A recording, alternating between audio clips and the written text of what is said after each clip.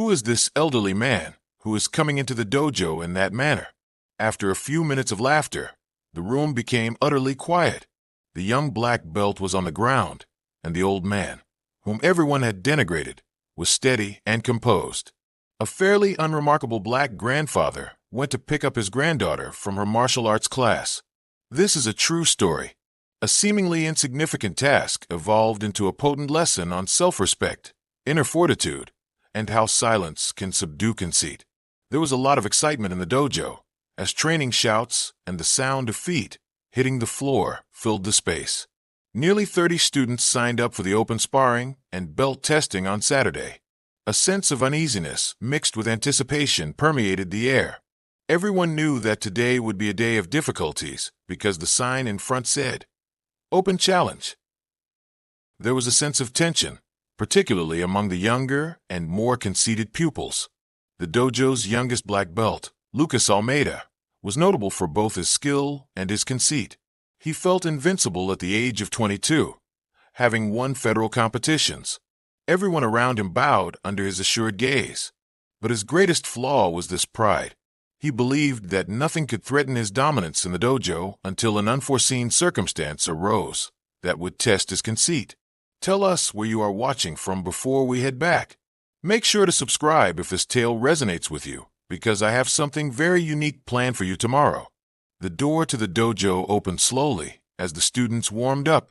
A quiet old man named Victor Collins came in with a paper bag and a cup of coffee. The intense energy surrounding him was in stark contrast to his serene eyes.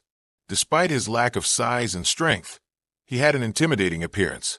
He approached Sophia, his granddaughter, who was nervously observing. He had no idea that he was about to impart a valuable lesson to everyone in the dojo. Lucas didn't pass up the opportunity to make fun of the elderly man because of his inflated ego. "Hey, did someone bring Grandpa to class?"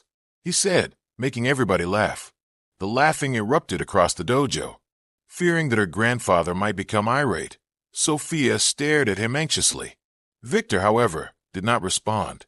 He just took a seat on a bench and drank his coffee quietly. As he prepared for an unexpected occasion, he added softly, "There are times when silence is the best response." Uncomfortable with the silence following his joke, Lucas chose to incite more. "Why don't we let Grandpa get on the mat?" he asked loudly, grinning smugly as he glanced at the challenge board.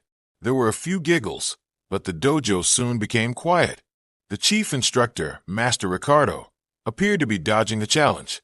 To everyone's surprise, however, Victor calmly got to his feet, turned to face his granddaughter, and said, "Just one round." Concerned, Sophia hurried over to her granddad. "You don't have to do this, Grandpa," she begged, her eyes apprehensive. "Don't listen to them." Victor touched her head and smiled softly. Words alone are insufficient sometimes. She stared at her grandfather, perplexed, but she also trusted his judgment because of the way he sat. "I need to teach you more than you realize." He was aware of his actions. The thought of battling the elderly man thrilled Lucas. It would be simple, he knew. He smiled smugly as he put on his gloves and adjusted his belt. He thought, "I'll finish him in seconds." Lucas moved forward with the assurance of a champion as the rest of the dojo looked on in silence. Unaware that the true test was only getting started, his whole emphasis was on winning quickly. He was going to have to deal with something quite different. Silence descended upon the dojo as the bell rung. Lucas moved forward first, kicking quickly and forcefully. Victor, however, avoided it perfectly and gently. Lucas couldn't even touch him, since the movement was so accurate. It was an instant shock. Lucas attempted a more forceful strike. However, Victor moved with unsettling accuracy and fluidity once more. The young black belt started to sense that something was seriously amiss with every action. Lucas's frustration was growing. Even with Victor's quick and skillful attacks, he was unable to hit him. His grandfather dodged with perfect accuracy, as if anticipating his punch with every move. Lucas accelerated his assaults in the hopes that the extra force would be sufficient to bring the elderly man to the ground. Lucas was taken aback when Victor appeared to control the area around him in addition to dodging, which confused him. Victor didn't strike back. using only Lucas's energy against him. He proceeded calmly. Every dodge appeared to be a ballet, a methodical, planned motion. With every blow he missed, Lucas became more perplexed as he gained control of the area. As Master Ricardo kept a tight eye on everything, he started to notice something he never would have thought about. It was more than just evading. It was a martial philosophy that showed how composure might triumph over force. Lucas's strikes were becoming increasingly forceful and erratic. Every effort to strike him was unsuccessful, and each movement made him feel more exhausted. His thoughts started to race. He knows what I'm going to do, but how? He pondered. The only sounds in the dojo now were his footsteps on the floor and his labored breathing. He found it incomprehensible that someone so elderly was evading all of his blows. After a few minutes, Lucas, sweaty and tired, delivered a last strike with all of his might. But he missed, just like everyone else. Victor stepped closer and touched Lucas's knee with a gentle motion. The young man stumbled and landed thumpingly on the floor. There was utter silence in the dojo, and everyone's attention was on Lucas, who was now on the ground. He was shocked by what had just transpired. There was utter silence in the dojo. No cheers, no remarks, just shocked expressions. Still on the ground, Lucas sought to gather his thoughts. His cheeks was flushed with rage and guilt, but he was most troubled by his inability to comprehend what had transpired. How could an elderly man bring down a young, seasoned black belt like him without even striking him? Everyone in the dojo was astonished, and the shock was evident in the air. With tears in her eyes, Sophia hurried to her grandfather. In an attempt to conceal her feelings, she said, "You didn't have to do that." Victor, however, merely patted her head and grinned gently. He calmly responded, "There are times when people need to see the truth for themselves, not just hear about it." He glanced at Lucas, who was slowly rising and attempting to gather himself. Now more proud than ever, Sophia sensed that a lesson of great importance was being imparted. There was still silence in the dojo. The pupils were trying to make sense of what they had just seen. Although they were there to acquire combat skills, they witnessed something even more potent at that very moment. True strength lay in composure and control rather than in punches or kicks. Observing everything, Master Ricardo was starting to realize that Victor's demonstration was not a standard method. It went beyond the realm of conventional combat arts. Lucas stood up and turned to face Sophia's granddad. Even though he was getting over his shame, he still had trouble accepting what had transpired. I felt so assured. How did he accomplish that? He pondered. His expression remained frustrated, but something inside him started to shift. He was aware that he was losing both psychologically and physically. Perhaps he needed a more profound instruction about the actual nature of martial arts. Victor said nothing, observing Lucas from a distance. He was aware that his goal was to gain a deeper understanding of him rather than to physically defeat him. Silence was a symbol of power, not weakness, as many people believed. He was aware that the most crucial battle was fought within the opponent's head rather than on the mat. Victor felt that self-control, not self-control, was the true measure of strength. The silence was finally broken by Master Ricardo, who had been calmly observing up until that point. He said in a low voice, "This is not what we expected, but it is exactly what we needed to see. Who wins or loses is not important in true martial arts." He glanced at Lucas before turning to face the students. "It's about who knows themselves best." It was not the end of the lesson. Indeed, it had only just started. Lucas was taken aback. In addition to humiliation, he had another emotion, a sense of discomfort, as though he had been revealed. He never thought he would lose in this way, without his opponent even putting up a fist. He was aware that something else, something he couldn't comprehend, had knocked him down more than Victor's technical prowess. Introspection replaced frustration. What was there for him to discover about himself? "I forgot how to fight because I was so focused on winning," Lucas reflected. He was lost, but he realized he couldn't carry on with his conceit. Victor's blow seemed to have opened a door within him, exposing his imperfections. He had never imagined that fighting would teach him more about himself than it would about winning battles. He was now aware of a significant internal shift. Tension persisted in the dojo the following day. Everyone was curious to know what would happen following the altercation. A new class would be given, but in a different format, Master Ricardo announced. He declared, "We will not fight as usual today.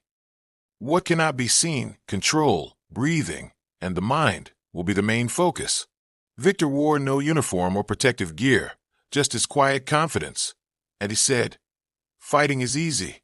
The real fight begins when you control yourself, when you master your mind. I will be bringing Victor to show us something beyond what we know as fighting." Victor entered the mat in his usual serene and calm posture. He urged the pupils to become more aware of their own bodies, their personal space, and above all, their breathing instead of focusing on strength or speed.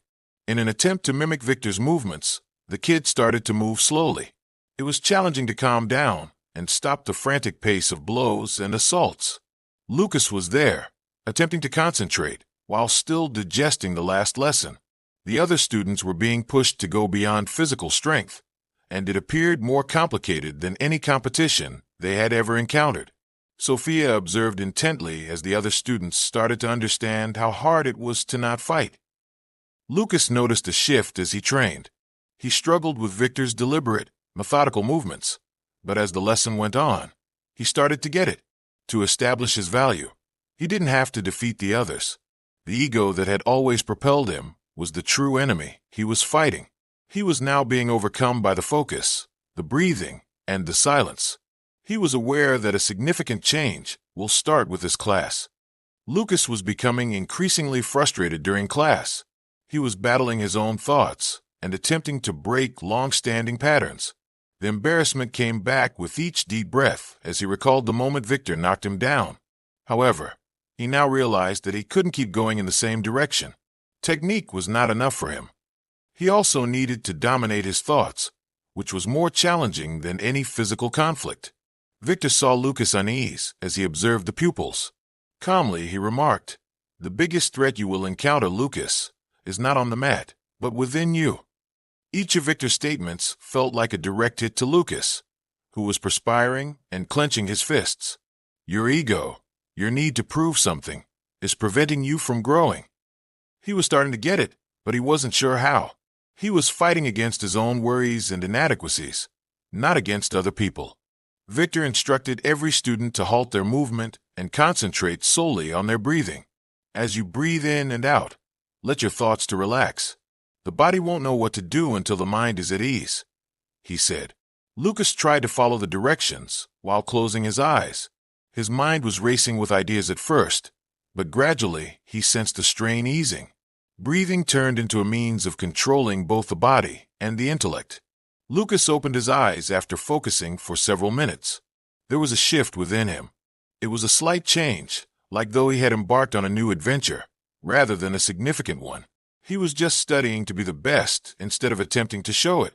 His motions were smoother and his posture more relaxed. He was prepared to proceed even though he understood that the road to becoming a true master was only getting started.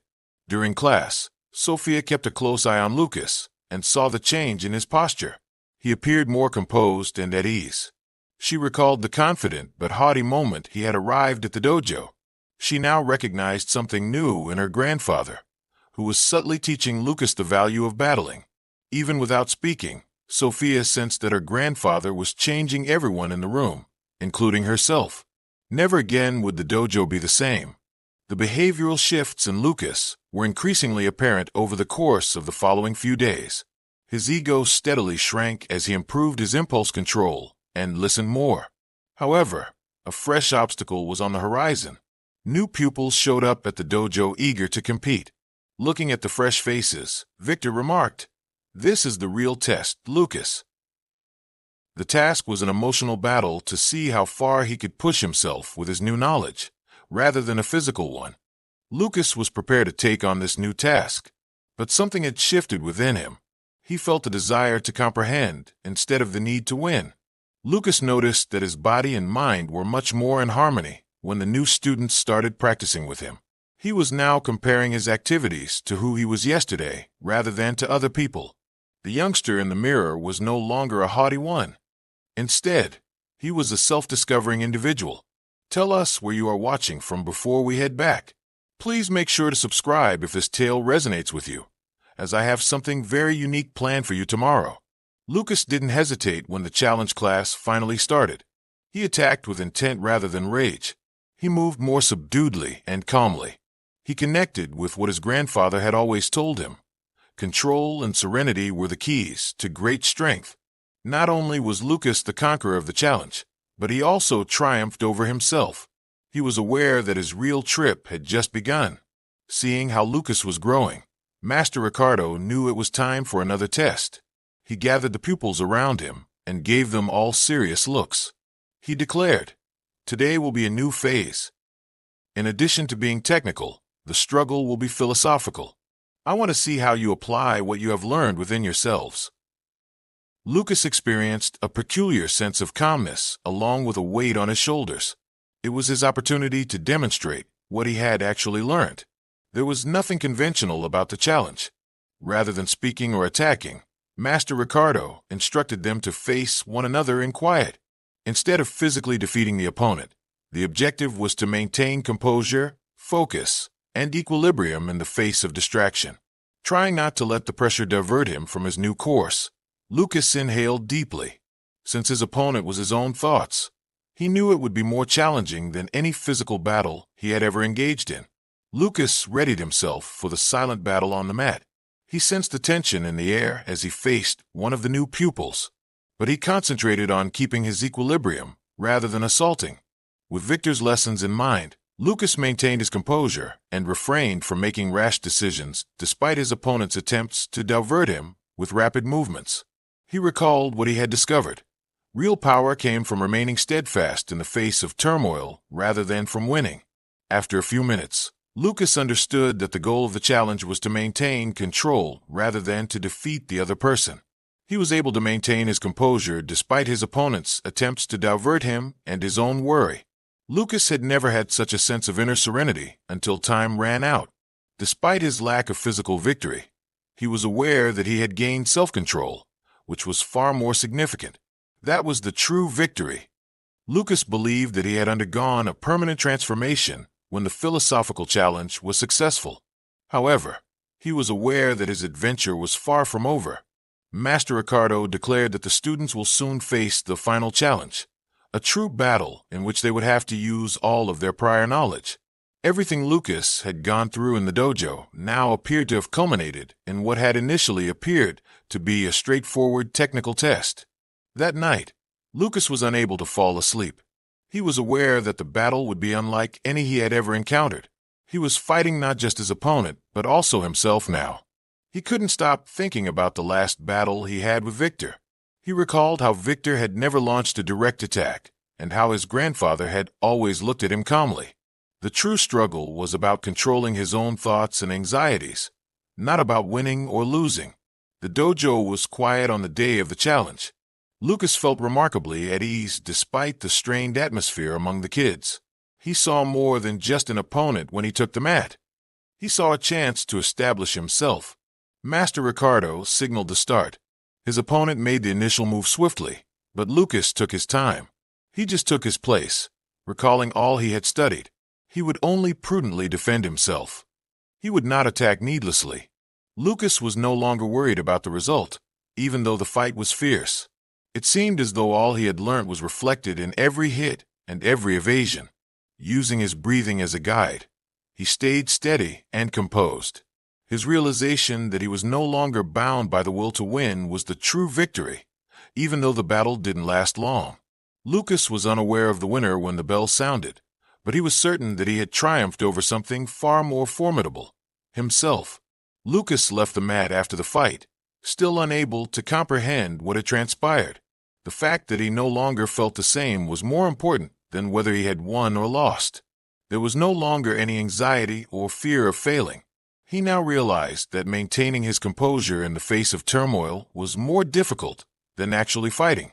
Lucas was starting to see that the true triumph was self-control. After the challenge was complete, Victor, who had been silently watching the battle, went up to Lucas. He smiled calmly and continued, "The most important thing was that you didn't fight to win. Combat isn't only about fighting. It all comes down to how you deal with your own problems." Lucas gazed at his grandfather with a sense of profound gratitude. He never thought he would have to learn to dominate himself rather than others.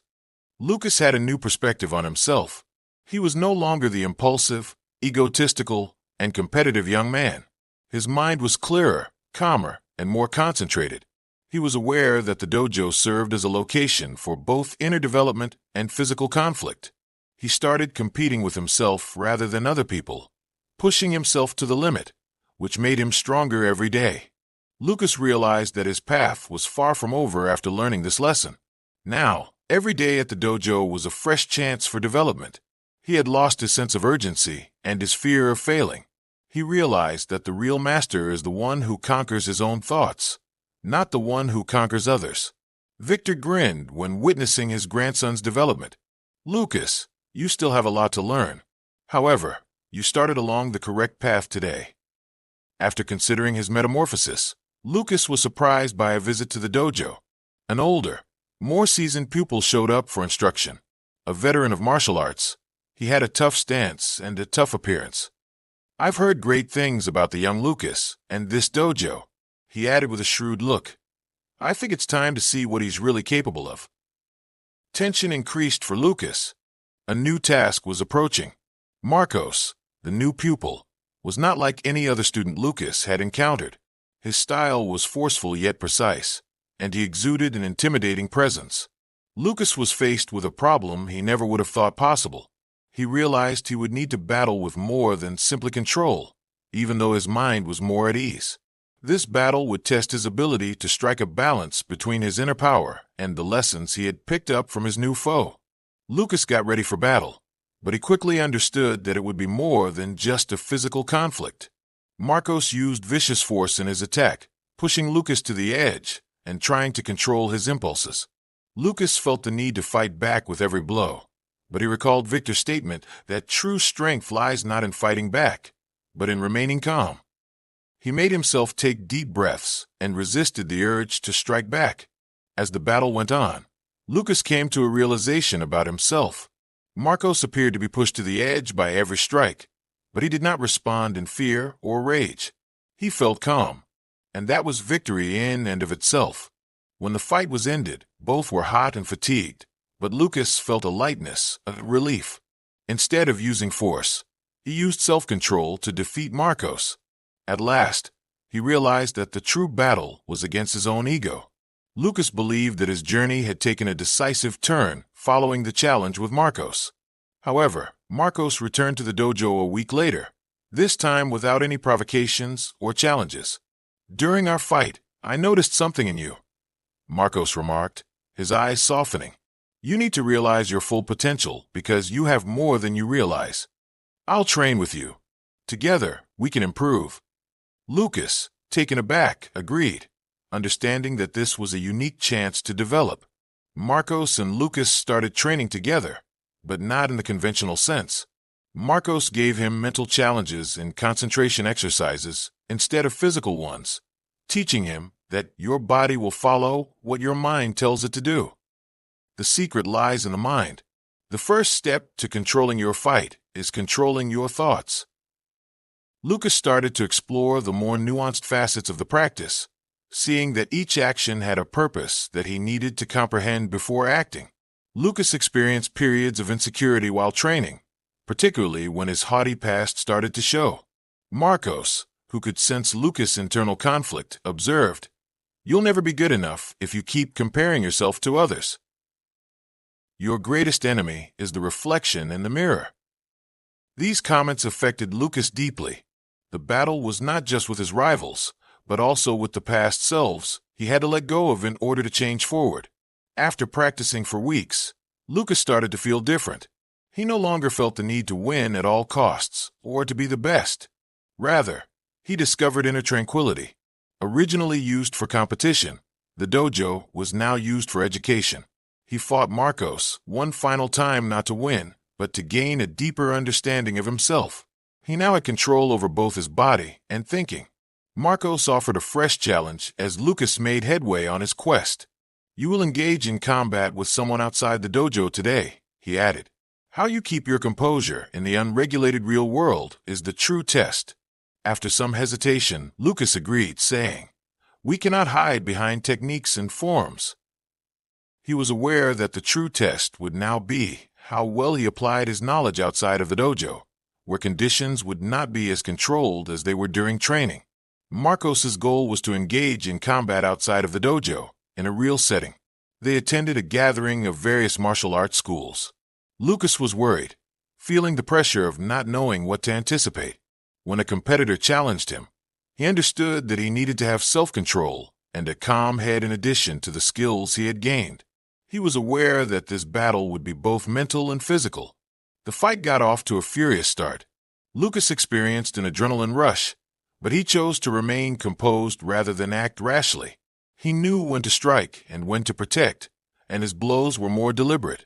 Every move made by his opponent appeared to be an attempt to test his ability to manage his emotions. Although the people around him were ecstatic, Lucas felt that he was finally in control of both his body and his thoughts thanks to the lessons he had learned from Marcos and Victor. The bout ended when the bell sounded. Lucas was tired and sweating, but he knew in his heart that he had already won. He was more focused on the process than the outcome. The true triumphs were mental discipline, control over his own anxieties, and the capacity to maintain composure under duress. As Marcos saw him get off the mat, he grinned. "Lucas, you passed the most important test. You've changed since I first met you. You are now a real master."